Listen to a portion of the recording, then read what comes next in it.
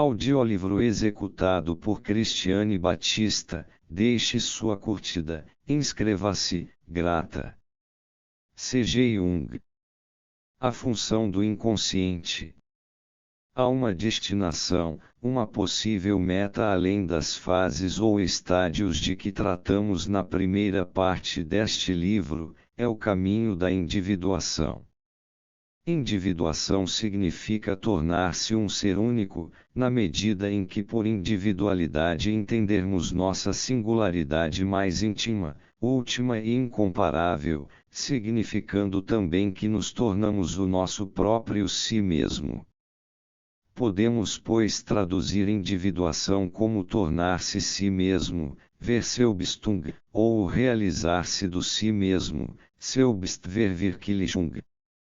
As possibilidades de desenvolvimento comentadas nos capítulos anteriores são, no fundo, alienações do si mesmo, modos de despojar o si mesmo de sua realidade, em benefício de um papel exterior ou de um significado imaginário.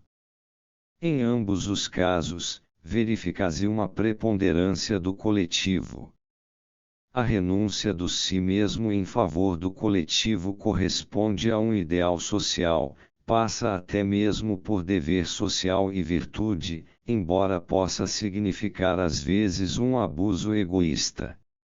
O egoísta, Selbstich, nada tem a ver com o conceito de si mesmo, tal como aqui usamos. Por outro lado, a realização do si mesmo parece ser o contrário do despojamento do si mesmo. Este mal-entendido é geral, uma vez que não se distingue corretamente individualismo de individuação. Individualismo significa acentuar e dar ênfase deliberada a supostas peculiaridades, em oposição a considerações e obrigações coletivas. A individuação, no entanto, significa precisamente a realização melhor e mais completa das qualidades coletivas do ser humano, é a consideração adequada e não o esquecimento das peculiaridades individuais, o fator determinante de um melhor rendimento social. A singularidade de um indivíduo não deve ser compreendida como uma estranheza de sua substância ou de suas componentes, mas sim como uma combinação única, ou como uma diferenciação gradual de funções e faculdades que em si mesmas são universais. Cada rosto humano tem um nariz, 2 olhos, etc., mas tais fatores universais são variáveis e é esta variabilidade que possibilita as peculiaridades individuais. A individuação, portanto, só pode significar um processo de desenvolvimento psicológico que faculte a realização das qualidades individuais dadas, em outras palavras, é um processo mediante o qual um homem se torna o ser único que de fato é. Com isto, não se torna egoísta, no sentido usual da palavra, mas procura realizar a peculiaridade do seu ser e isto, como dissemos, é totalmente diferente do egoísmo ou do individualismo. Entretanto, na medida em que o indivíduo humano, como unidade viva, é composto de fatores puramente universais, é coletivo e de modo algum oposto à coletividade. A ênfase individualística de sua própria peculiaridade representa, pois, uma contradição frente a este fato básico do ser vivo. A individuação, pelo contrário, tem por meta a cooperação viva de todos os fatores. Mas como os fatores universais sempre se apresentam em forma individual, uma consideração plena dos mesmos também produzirá um efeito individual, que não poderá ser superado por outro e muito menos pelo individualismo. A meta da individuação não é outra senão a de despojar o si mesmo dos invólucros falsos da persona, assim como do poder sugestivo das imagens primordiais. Do que até agora foi dito depreende-se claramente o significado psicológico da persona. Entretanto, quando nos voltamos para o outro lado, isto é, para as influências do inconsciente coletivo, encontramo-nos num obscuro mundo interior, de compreensão muito mais difícil do que a da psicologia da persona, acessível a qualquer um. Não há quem não saiba o que significa assumir um ar oficial, ou desempenhar seu papel na sociedade. Através da persona o homem quer parecer isto ou aquilo, ou então se esconde atrás de uma máscara, ou até mesmo constrói uma persona definida, a modo de muralha protetora. Assim, pois, o problema da persona não apresenta grandes dificuldades intelectuais. Mas é outra coisa tentar descrever, de um modo que todos possam compreender, os processos interiores sutis que irrompem na consciência com força sugestiva. Talvez o melhor modo de ilustrar tais influências seja o de recorrermos a exemplos de doenças mentais, de inspirações criadoras e de conversões religiosas. Uma excelente representação de tal transformação interna, de certo modo copiada da realidade, encontramo-la no livro de H.G. Wells, Christina Albertas Fadar. Transformações da mesma ordem são descritas no excelente livro L.R. de Leon Daudet. Podemos também encontrar um copioso material em William James, Varieties of Religious Experience. Em muitos casos deste tipo, existem fatores externos que produzem diretamente a mudança, ou pelo menos predispõem a ela, mas nem sempre o fator externo explica suficientemente tais mudanças de personalidade. Devemos reconhecer que estas também podem provir de motivos internos e subjetivos, de opiniões e convicções, nos quais os fatores externos desempenham um papel insignificante ou nulo. Nas mudanças patológicas da personalidade, este papel pode ser considerado como o fator geral. Os casos de psicose, que representam uma reação simples e evidente a algum acontecimento externo e irresistível, são exceções. Por isso, no campo da psiquiatria o fator etiológico essencial é a predisposição patológica herdada ou adquirida. O mesmo poderá dizer-se acerca da maioria das intuições criadoras, pois é difícil supor uma relação meramente causal entre a maçã que cai e a teoria da gravitação de Newton. Do mesmo modo, todas as conversões religiosas que não procedem diretamente da sugestão ou do contágio do exemplo são devidas a processos interiores autônomos, que culminam numa transformação da personalidade. Tais processos têm a particularidade de ser inicialmente subliminais, isto é, inconscientes, só alcançando a consciência de modo gradual. O momento da irrupção pode, entretanto, ser repentino, de maneira que a consciência é como que inundada instantaneamente por conteúdos estranhos e inesperados. Os leigos e os que são atingidos pelo fenômeno assim poderão julgar, mas não o perito, que sabe não existirem tais transformações repentinas.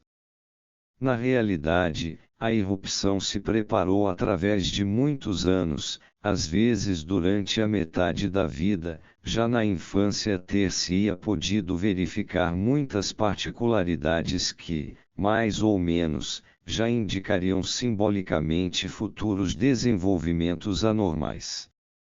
Lembro-me, por exemplo, de um doente mental que se recusava a comer, criando também uma estranha dificuldade à alimentação por meio de sonda nasal.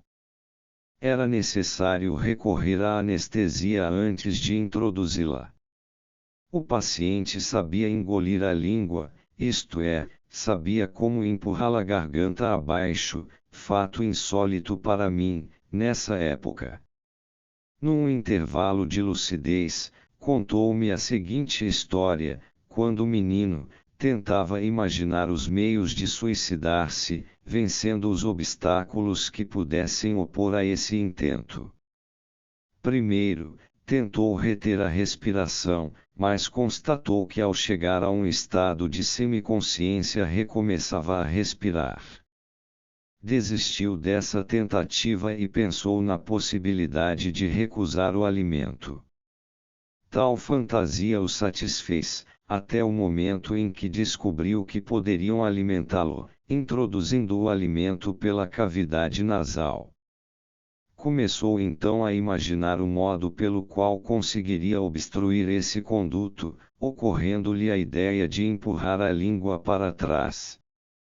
A princípio não o conseguiu, mas com o exercício regular chegou a engolir a língua, tal como às vezes acontece acidentalmente nos indivíduos anestesiados. Quanto a ele, obteve esse resultado pelo relaxamento artificial dos músculos que ficam à base da língua.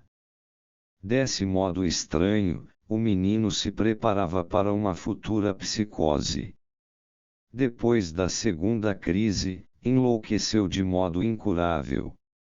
Este exemplo, entre outros, é suficiente para mostrar como a irrupção posterior e aparentemente súbita de conteúdos desconhecidos na realidade não é, constituindo o resultado de um processo inconsciente que se desenrola através de muitos anos. O grande problema se propõe aqui, em que consistem os processos inconscientes. Como se formam? Naturalmente, na medida em que são inconscientes, nada se pode dizer a respeito. Entretanto, às vezes, manifestam-se parcialmente através de sintomas, ações, opiniões, afetos, fantasias e sonhos. Com o auxílio desses materiais de observação, podemos tirar conclusões indiretas acerca da constituição e do estado momentâneos do processo inconsciente e de seu desenvolvimento. Não devemos, entretanto, iludir-nos, pensando ter descoberto a verdadeira natureza do processo inconsciente. Jamais conseguiremos ultrapassar o hipotético como se nenhum espírito criado poderá mergulhar nas profundidades da natureza, e nem do inconsciente. Sabemos, porém, que o inconsciente nunca está em repouso. Sua atividade parece ser contínua, pois mesmo quando dormimos sonhamos. É verdade que há muitas pessoas que afirmam nunca sonharem, o mais provável é que não se lembrem de seus sonhos.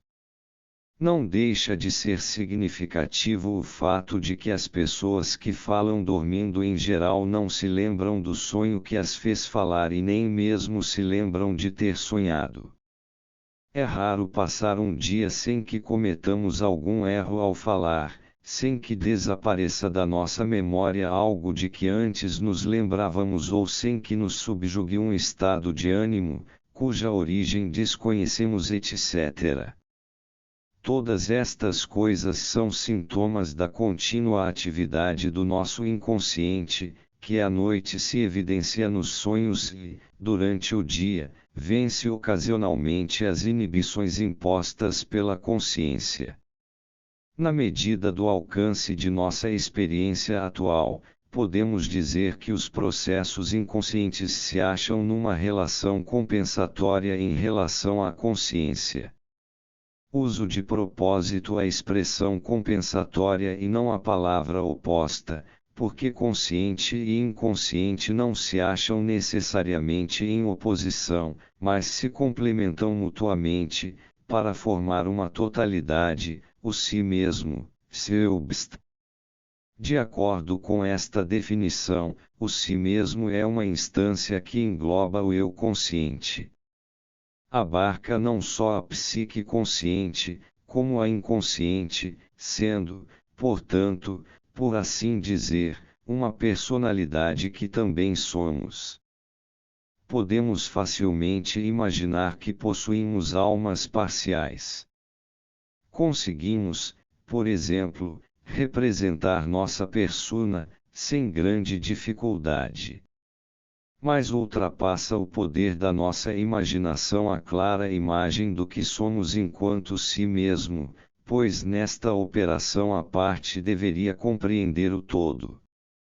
É impossível chegar a uma consciência aproximada do si mesmo, porque por mais que ampliemos nosso campo de consciência, sempre haverá uma quantidade indeterminada e indeterminável de material inconsciente, que pertence à totalidade do si mesmo.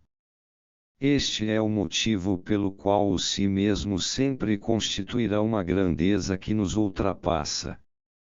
Os processos inconscientes compensadores do eu consciente contêm todos os elementos necessários para a autorregulação da psique como um todo.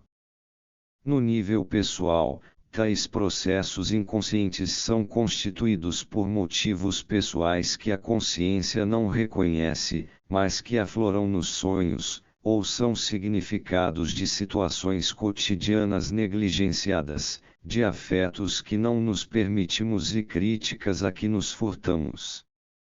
Entretanto, quanto mais conscientes nos tornamos de nós mesmos através do autoconhecimento, atuando consequentemente, tanto mais se reduzirá a camada do inconsciente pessoal que recobre o inconsciente coletivo.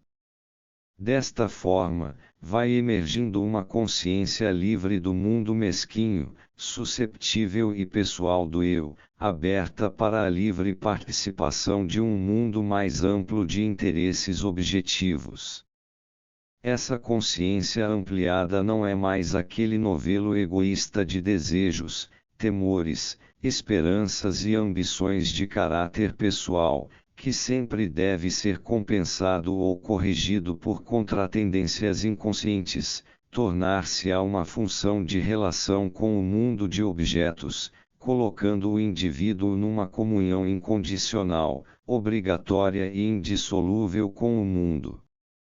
As complicações que ocorrem neste estádio já não são conflitos de desejos egoístas, mas dificuldades que concernem a própria pessoa e aos outros. Neste estádio aparecem problemas gerais que ativarão o inconsciente coletivo, eles exigem uma compensação coletiva e não pessoal. É então que podemos constatar que o inconsciente produz conteúdos válidos, não só para o indivíduo, mas para outros, para muitos e talvez para todos. Os Elgoni, que vivem nas florestas virgens do Elgon, me explicaram certa vez que há duas espécies de sonhos, o sonho cotidiano do homem comum e a grande visão, que só os grandes homens têm, como por exemplo, o mago e o cacique. Os pequenos sonhos não têm importância alguma, mas quando alguém sonha um grande sonho, convoca a tribo para contá-lo a todos. Mas como se sabe, porém, se o sonho é grande ou pequeno? Por um sentimento intuitivo de sua importância significativa. Tal impressão é de tal modo avassaladora, que o indivíduo jamais pensaria guardá-lo para si. Tem de contá-lo, supondo, de um modo psicologicamente correto, que o sonho é importante para todos. Mesmo entre nós, o sonho coletivo é carregado de uma importância significativa que nos impele a comunicá-lo. Originando-se de um conflito de relação, deve ser levado à relação consciente, porque compensa esta última e não apenas a um defeito pessoal interior. Os processos do inconsciente coletivo não dizem respeito somente às relações mais ou menos pessoais de um indivíduo com sua família, ou com um grupo social, dizem respeito à comunidade humana em geral. Quanto mais ampla e impessoal for a condição que desencadeia a reação inconsciente, mais estranha e irresistível será a manifestação compensadora. Esta última não só impele a comunicação particular, como a sua revelação ou confissão, poderá até mesmo pressionar o indivíduo a assumir um papel representativo. Ilustrarei, com um exemplo, o modo pelo qual o inconsciente compensa as relações. Certa vez um senhor arrogante me procurou para tratar-se. Ele dirigia um negócio, com seu irmão mais jovem. A relação entre ambos era muito tensa e isto constituía um dos motivos da neurose do meu paciente.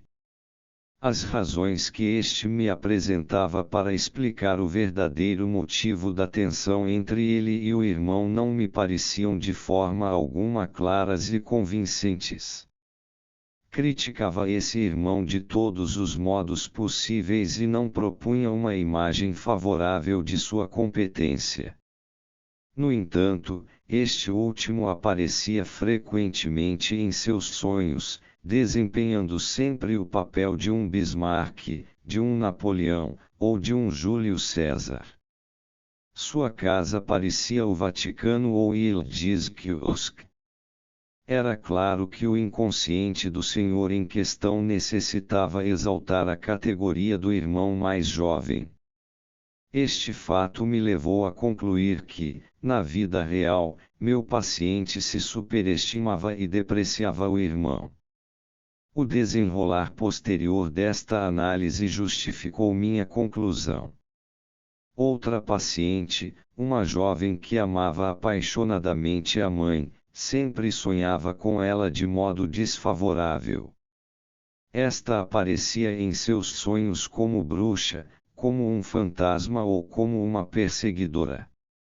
A mãe a mimara exageradamente e a cegara com sua ternura, a filha não podia, pois, reconhecer conscientemente a influência nociva da mãe sobre ela. Seu inconsciente, no entanto, exerceu uma crítica nitidamente compensadora em relação à mãe. Aconteceu-me certa vez subestimar em excesso uma paciente, tanto do ponto de vista intelectual, quanto moral. Em seguida tive um sonho, um castelo se erguia no alto de um penhasco. Na torre mais elevada havia um balcão e nele estava a minha paciente. Não hesitei em contar-lhe o sonho, naturalmente com o melhor resultado. É fato conhecido que costumamos desempenhar um mau papel diante das pessoas que subestimamos injustamente. Pode, entretanto, suceder o contrário e foi isto que aconteceu com um amigo meu. Era ele ainda um jovem estudante quando decidiu solicitar uma audiência junto ao excelentíssimo Sr. Virchow. Ao apresentar-se diante dele, trêmulo de emoção, balbuciou, tentando dizer o próprio nome: "Eu me chamo Virchow." Ao que Sua Excelência respondeu, com um sorriso malicioso: "Ah, o senhor também se chama Virchow." A sensação da própria insignificância fora excessiva para o inconsciente do meu amigo e isto o induziu a apresentar-se a Virchow como alguém da mesma grandeza. Nestas relações de caráter preponderantemente pessoal não se trata, é claro, de compensações por assim dizer coletivas. No primeiro caso, pelo contrário, as figuras usadas pelo inconsciente são de natureza coletiva, são heróis mundialmente conhecidos. Pois bem, nos dois últimos casos mencionados há duas possibilidades de interpretação: ou o irmão mais novo do meu paciente devia ser um homem de reconhecido e amplo valor coletivo, ou meu paciente se supervalorizava não só em relação a ele, mas a todos. Não havia razões concretas que confirmassem a primeira hipótese, enquanto a segunda foi se tornando cada vez mais evidente. Daí a grande arrogância do meu paciente diante do irmão e do grupo mais amplo da sociedade. Assim, pois, a compensação valeu-se de uma imagem coletiva. Pode-se dizer o mesmo do segundo caso. A bruxa é uma imagem coletiva. Devemos, portanto, deduzir que o amor cego da jovem não se referia só à mãe, mas a um grupo social mais amplo. Era este o caso, pois ela ainda vivia num mundo exclusivamente infantil, em que identificava tudo com a imagem dos pais. Os exemplos citados se referem a relações dos limites pessoais. Há, porém, um tipo de relação impessoal que exige às vezes uma compensação consciente. Em tais casos aparecem imagens coletivas de caráter mais ou menos mitológico. Trata-se, em primeiro lugar, de problemas morais, filosóficos e religiosos que, devido à sua validez universal, provocam compensações mitológicas. No livro já citado de H.G. Wells, encontramos uma forma clássica de compensação, Prembai, uma espécie de edição de bolso em termos de personalidade, descobre que é a verdadeira reencarnação de Sargão, o rei dos reis. Mas o gênio do autor soube salvar o pobre Sargão do infortúnio meramente patológico de seu disparate, deixando transparecer o sentido trágico e eterno de tão lamentável absurdo. Mr. Prembai, 10 à esquerda, sente-se como um ponto de interseção de todas as épocas passadas e futuras. Tal revelação custa-lhe uma loucura pacífica, dado que o pequeno Mr. Prembai se livra do risco iminente de ser engolido por uma proto-imagem. O problema genérico do mal e do pecado representa outro aspecto de nossas relações impessoais com o mundo. Por isso produz compensações coletivas, mais do que qualquer outro problema. Um paciente que sofria de uma grave neurose obsessiva teve aos 16 anos um sonho que, sem dúvida, já representava um sintoma inicial. Estava escuro, ele caminhava por uma rua desconhecida, quando ouviu passos que o seguiam. Andou mais depressa, atemorizado. Os passos aproximavam-se cada vez mais. Começou a correr. Sentia um medo crescente. Os passos pareciam alcançá-lo. Enfim, olhou para trás e deparou com o diabo. Mortalmente assustado, deu um salto e ficou como que suspenso no ar. Este sonho se repetiu 2 vezes, indicando assim sua especial importância. Como se sabe, a neurose obsessiva, com seus escrúpulos e obsessões de cunho cerimonial, não tem só a aparência de um problema moral, interiormente é cheia de desumanidade, criminalidade e maldade implacável, contra cuja integração a personalidade resiste desesperadamente. De resto, esta última pode ser suave e bem organizada. O motivo pelo qual tantos atos devem ser realizados de um modo cerimonial e correto é a suposição de que representam o contrapeso diante do mal que ameaça de dentro. Depois do sonho citado, manifestou-se a neurose. Ela consistia essencialmente no esforço do paciente manter-se, como ele mesmo dizia, num estado provisório, incontaminado de pureza. Para consegui-lo, evitava ou anulava todo contato com o mundo e com as coisas que lembravam sua transitoriedade. Isso era obtido através de incríveis complicações, cerimônias escrupulosas de purificação e a observância estrita de inúmeras regras, extremamente complexas. Antes mesmo que o paciente pressentisse a existência infernal que o aguardava, o sonho lhe mostrara que devia fazer um pacto com o diabo, se quisesse voltar a pisar a terra firme. Mencionei em outra parte o sonho de um jovem estudante de teologia, sonho este que ilustra a compensação de seu problema religioso.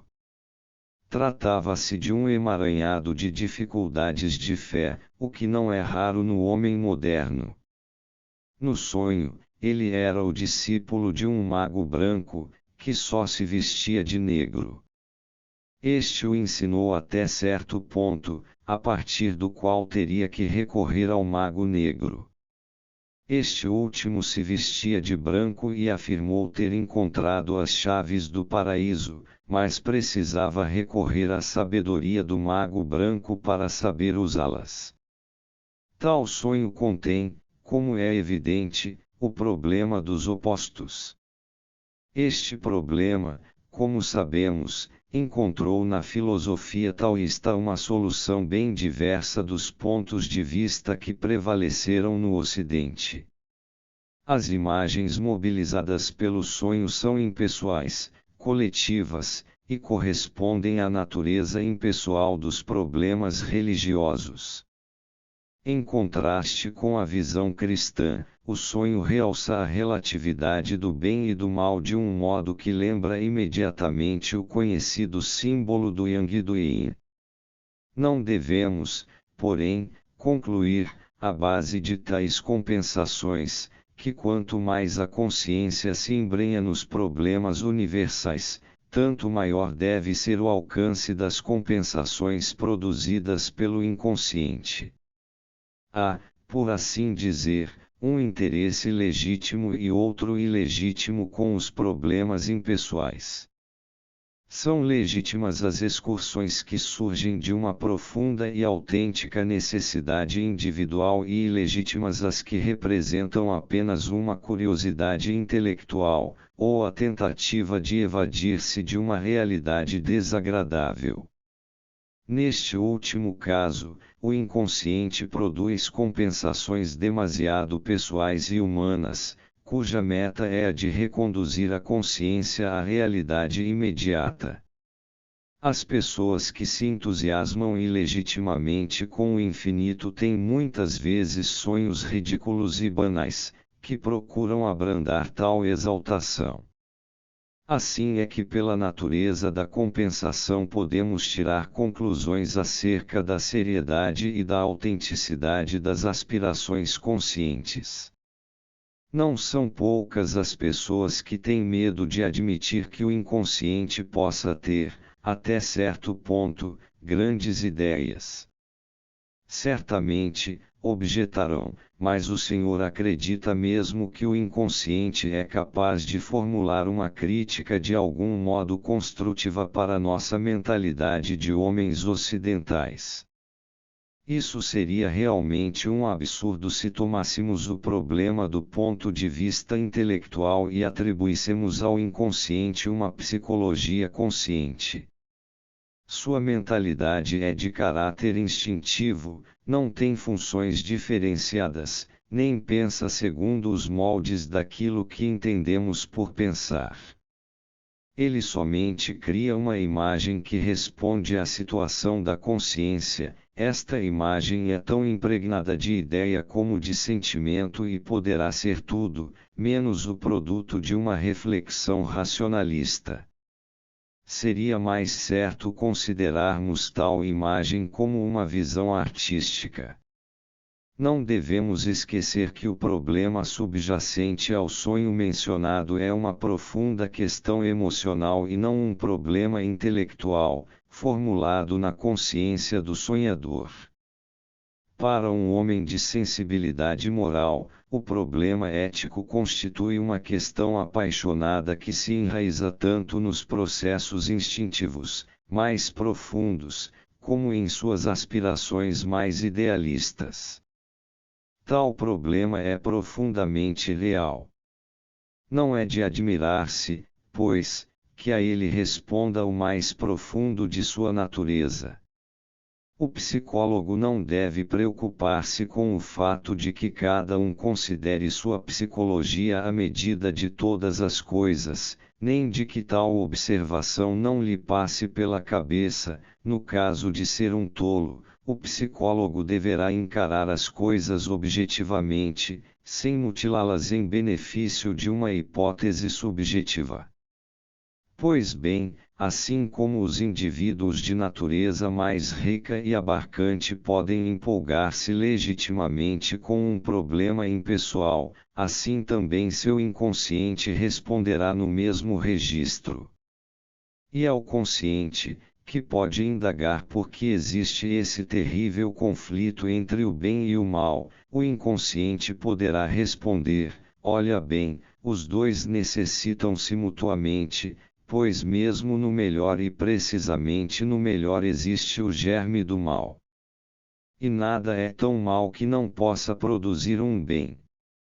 O sonhador poderia desconfiar que o conflito, aparentemente insolúvel, fosse um preconceito de uma mentalidade subordinada a certo tempo e lugar. A imagem do sonho, aparentemente complicada, revelaria um senso comum instintivo e gráfico, uma espécie de embrião de uma ideia racional que teria podido ocorrer conscientemente a um espírito mais maduro. Em todo o caso, a filosofia chinesa concebeu-a há muito tempo. A singular configuração, plástica e acertada do pensamento, é uma prerrogativa dessa mente natural e primitiva que vive em todos nós e que só pode ser obscurecida por uma consciência desenvolvida de modo unilateral. Se observarmos deste ponto de vista as compensações produzidas pelo inconsciente, poder-se-á dizer com razão que julgamos o inconsciente, sublinhando demais o ponto de vista da consciência. De fato, ao formular estas reflexões sempre parti do ponto de vista que o inconsciente não faz mais do que reagir aos conteúdos conscientes, é como se faltasse ao primeiro qualquer iniciativa, apesar de sua reação ser rica de significado. Não pretendo, no entanto, provar que em todos os casos o inconsciente é apenas reativo. Pelo contrário, há muitas experiências que parecem demonstrar a espontaneidade do inconsciente e sua possibilidade de apropriar-se da direção do processo psíquico. São inúmeros os casos de pessoas que permaneceram estagnadas numa inconsciência mesquinha, até que por fim se tornaram neuróticas. A neurose desencadeada pelo inconsciente tira-as da apatia, muitas vezes contrariando sua preguiça e sua desesperada resistência. Acho, no entanto, que seria um erro supor que em tais casos o inconsciente atua segundo um plano geral e pré-estabelecido, tendendo para uma determinada meta e sua realização. Jamais encontrei algo que pudesse fundamentar tal hipótese.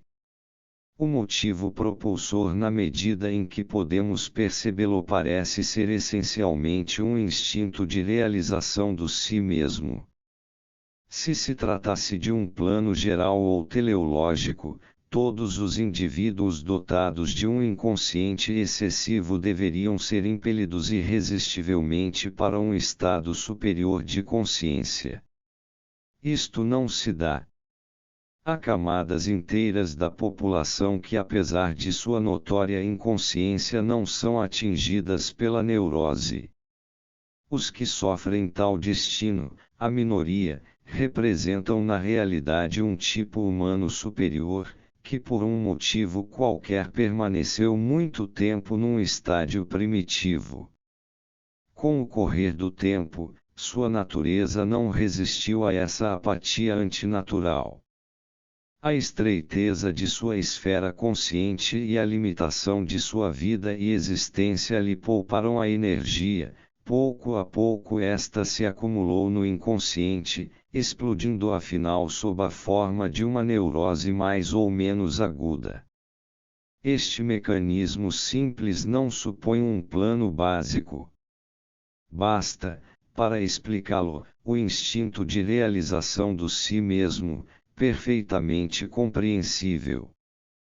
Poder-se-ia também considerá-lo como um amadurecimento tardio da personalidade. Provavelmente estamos muito longe ainda de ter alcançado o cume da consciência absoluta. Todo ser humano é capaz de ascender a uma consciência mais ampla, razão pela qual podemos supor que os processos inconscientes, sempre e em toda parte, levam à consciência conteúdos que, uma vez reconhecidos, ampliam o campo desta última. Sob este prisma, o inconsciente se afigura um campo de experiência de extensão indeterminada. Se ele fosse apenas reativo frente à consciência, poderíamos perfeitamente considerá-lo como um mundo especular do psiquismo. Neste caso, a fonte essencial de todos os conteúdos e atividades estaria na consciência, nada haveria no inconsciente além dos reflexos distorcidos de conteúdos conscientes. O processo criador encontrar-se-ia encerrado na consciência, e toda inovação seria sempre uma descoberta ou habilidade consciente. Os fatos empíricos não confirmam tal suposição.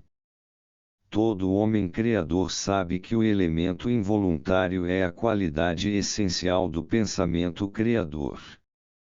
E porque o inconsciente não é apenas um espelhar reativo, mas atividade produtiva e autônoma, seu campo de experiência constitui uma realidade, um mundo próprio. Deste último podemos dizer que atua sobre nós do mesmo modo que atuamos sobre ele, ou seja, o mesmo que podemos dizer acerca do campo empírico do mundo exterior. Mas enquanto no mundo exterior os objetos são os elementos constitutivos, na interioridade os elementos constitutivos são os fatores psíquicos. A ideia da objetividade psíquica não é de forma alguma uma nova descoberta, representa, muito pelo contrário, uma das primeiras e mais amplas conquistas da humanidade, a convicção concreta do mundo dos espíritos. O mundo dos espíritos não foi uma descoberta, como, por exemplo, a do fogo pela fricção, mas sim a experiência ou conscientização de uma realidade tão válida quanto a do mundo material. Duvido que haja primitivos que não conheçam a influência mágica ou a substância mágica. A palavra mágica é outra designação do fator psíquico. Parece também que todos sabem algo acerca da existência dos espíritos. O espírito é um fato psíquico. Assim como distinguimos nossa própria corporalidade dos corpos alheios, os primitivos também distinguem entre suas almas, quando possuem alguma representação acerca das mesmas, e os espíritos, estes últimos são sentidos como algo de estranho e alheio ao homem.